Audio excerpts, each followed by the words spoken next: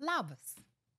Įsivaizduok, kad gavai premiją ir dabar tavo galvoje kirba klausimas. Tai kiekgi tos premijos teks atiduoti valstybei ir kodėl iš viso? Kodėl aš turiu mokėti mokesčius? Premija tai mano. Šiandien atskleisiu GPM paslaptis, kodėl šis mokestis toks svarbus, koks jo dydis, kada jį mokame patys, o kada už mus tai padaro kitas asmuo. Ir kodėl po kiekvieno deklaravimo kyla klausimai apie per daug sumokėtus mokesčius. Kas yra A ir B klasės pajamos, kuo jos skiriasi ir iš viso kokios mano pajamos. Esu Elvyra, finansų babas, solo verslo konsultantė mokesčių optimizavimo klausimais. Tavo patiktukas skatina kurti, negailėk, o kanalo prenumerata tau bus naudinga, nes čia rasi daug kokybiško turinio. Kas yra gyventojų pajamų mokestis, GPM-as?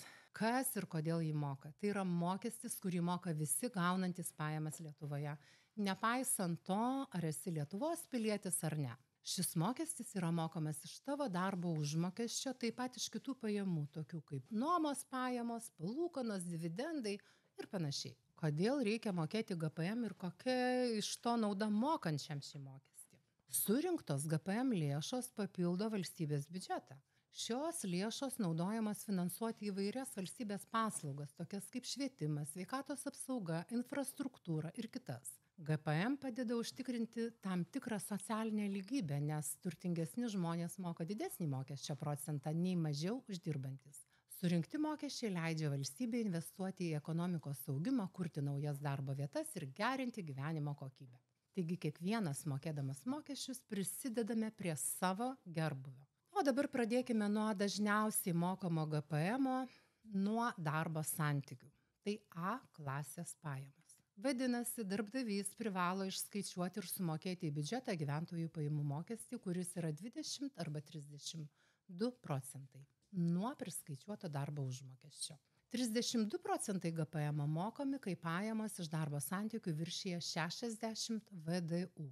60 VDU yra 114 162 eurai. Vadinasi, jei tavo pagal darbo sutartis pajamos pasiekia 114 tūkstančių ir truputį virš, GPM našta pakyla iki 32 procentų. Yra žmonių dirbančių pagal kelias darbo sutartis ir teko matyti, kai žmogus galvoja, kad visos GPM-as yra sumokėtas, nes darbdaviai išskaičiavo ir sumokėjo jį teisingai, bet deklaruojant pajamas, sudėjus kelių darbdavių pateiktus duomenis dėl pasiekto 60 VDU pajamų dydžio, perskaičiuojamas mokėtinas pajamų mokestis ir gyventojui tenka pačiam primokėti. Už sumą viršijančią minėtą dydį 32 procentus.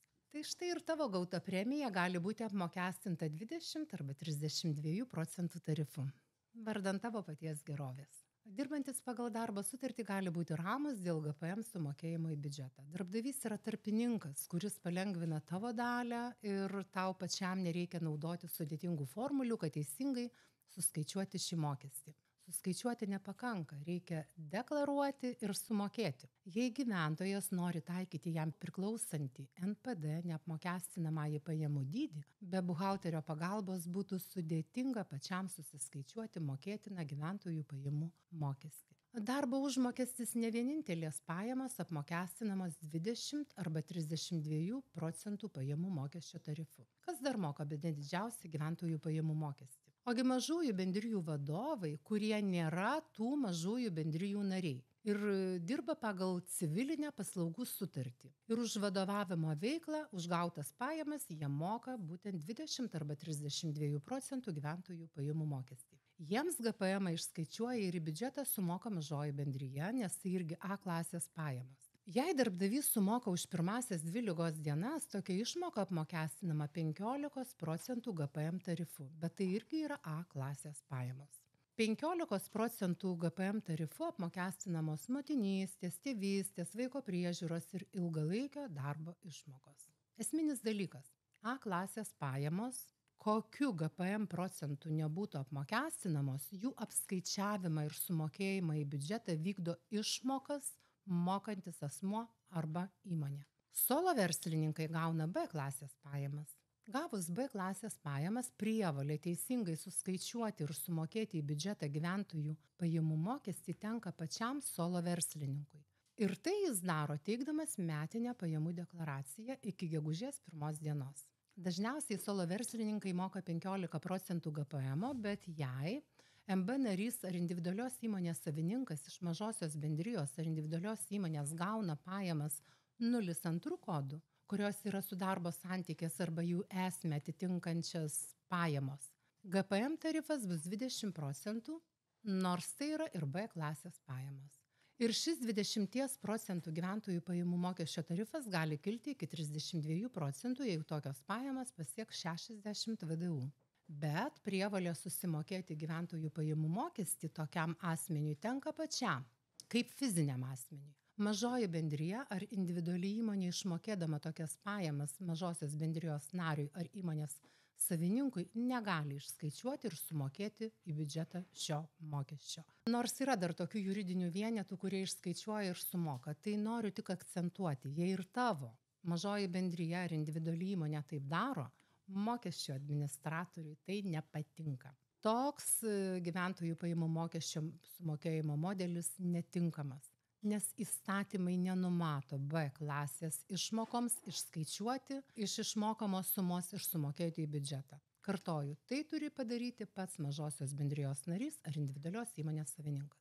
Mažosios bendrijos nario pajamos pagal civilinę paslaugų sutartį ir dividendai mažosios bendrijos nario ar individualios įmonės savininko ar uždarosios akcinės bendrovės akcininko apmokestinami 15% GPM tarifu. Vėlgi, mokesčių šie asmenys susimoka iš savo asmeninės kišenės. Ir nereiktų žaisti su tokiu modeliu, mol juridinis vienetas išskaičiuos iš išmokamos sumos ir sumokės mokesčius į biudžetą. Tie laikai jau praėjo, kai dažnai įmonė tai darydavo. Kokiasgi dar pajamas apmokestinamos 15% gyventojų pajamų mokesčio tarifu? Gyventojas vykdantis individualią veiklą pagal pažymą moka 15% GPM. Nors dauguma galvoja, kad GPM procentas kyla priklausomai nuo apmokestinamų pajamų, bet yra kiek kitaip. Kol savarankišką veiklą vykdančio gyventojo apmokestinamosios pajamas nesiekia 20 000 eurų, pritaikius mokesčių kreditą GPM yra mokamas 5% dydžio. Ir didėjant pajamoms keičiasi mokesčių kredito pritaikymas ir kyla mokėtinas GPM iki 15%. Dar 15% GPM tarifo apmokestinamos pajamas gautus pardavus turtą, gavus palūkanų, autorinį atlyginimą ne iš darbdavio, gavus turto nuomos ar turto pardavimo pajamas. Dabar dėl turto nuomos. Išimtis šioje vietoje, jei fizinis asmuo nuomoja patalpas veiklą vykdančiam ar juridiniam vienetui, GPM iš nuomos mokesčio išskaičiuoja, deklaruoja ir sumoka nuomininkas. Dovanos, prizai, honorarai, azartinių lošimų laimėjimai taip pat apmokestinami 15% GPM. O ar yra tokių, kurie moka tik 5%? Yra. Tai ne individualios veiklos pajamų gautų už parduotas ar kitaip perleistas nuosavybėn atliekas dalis neviršijanti 120 VDU. Vidutinis darbo užmokestis. Gyventojai vykdantys veiklą su verslo liudijimu moka fiksuotą GPM priklausomai nuo išpirktų dienų skaičiaus. Verslo liudijimo GPM dydį nustato kiekviena savivaldybė ir už tokį pat verslo liudijimą skirtingose savivaldybėse teks susimokėti skirtingo dydžio GPM. O ar yra gyventojų, kurie vykdydami veiklą visai gali nemokėti gyventojų pajamų mokesčio? Yra. Ūkininkai, kurių ekonominės valdos dydis nesiekia 4 EDV, jie nėra PVM mokėtojai ir jų pajamas nesiekia 45 000 eurų, gyventojų pajamų mokesčio nemoka nei cento. Darom prielaidą, kad pas juos visuomet yra atliekamų pinigų. Įdomu, kur juos deda. O ką darai tu su atliekamais pinigais? Jei nėra prievolės mokėti mokesčius, kviečiu pasinaudoti šio video rėmėjo pasiūlymu ir susikurti savo finansinę pagalbę nenumatytiems atvejams. Savarankiškai. Aš pati moku mokesčius ir įmokas, bet viską, kas nenugula mokesčių naštoje, pagal planą keliauja į Freedom 24D sąskaitą. Kokia nauda iš to? Metinės palūkanos iki 5,31% už pinigų laikymą. Palūkanos išmokamos kiekvieną darbo dieną, galimybė išsiimti tuomet, kai yra poreikis, lankstus įrankis su galimybė investuoti ir pasirinkti sudėtingesnius planus.